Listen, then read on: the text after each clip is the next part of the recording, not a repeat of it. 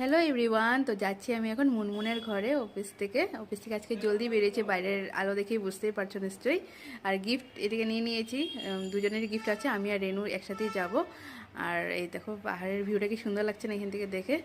তো যাই হোক পৌঁছে গেলাম আমি, কিন্তু পৌঁছানোর পরও দেখছি রেনু এখনও পৌঁছায়নি। তো রেনুর জন্যই ওয়েট করছি দাঁড়িয়ে।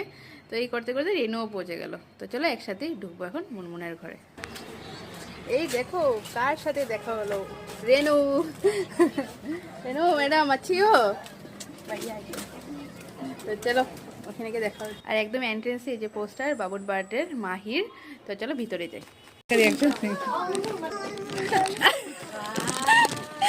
জানি এটা আগে থেকে অন করে রাখছি, জানি ও আমার এক্সপেক্ট করলে তো তুমি কোনি এক্সপেক্ট করে। আমি জানি তুই আইবি কিন্তু আগে আসছি না আমাকে তো কি দিও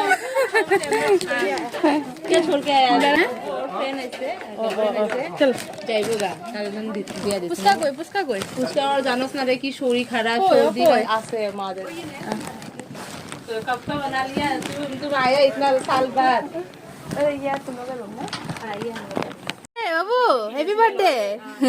তো দেখো এখানে কেক কাটিং করা হবে, কি দারুণ করে সাজানো হয়েছে এই জায়গাটা, খুব ভালো লাগছে।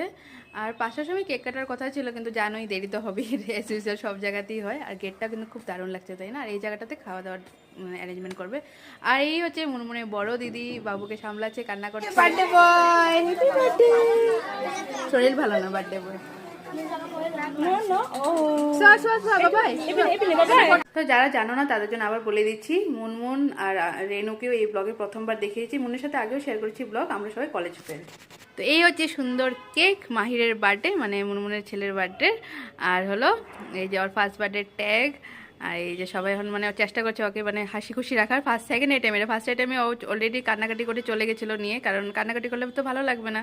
আর এদিকে যে মুনমুনের মা আছে, মুনমুনের দিদি বোন সবাই আছে, রিলেটিভরা, কাজিন, শ্বশুরবাড়ির মানুষ সবাই, যতটুকু পেয়েছি তোমাদের সাথে শেয়ার করলাম।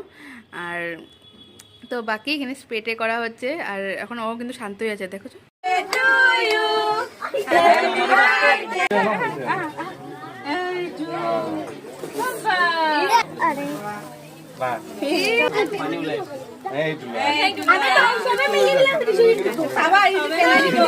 তো অফিস থেকে এসেও ভালোই এনজয় করলাম বার্থডে বাবুর, মাহিরের বার্থডে। আর এখানে হচ্ছে এই যে মুনমুনের মেজো বোন।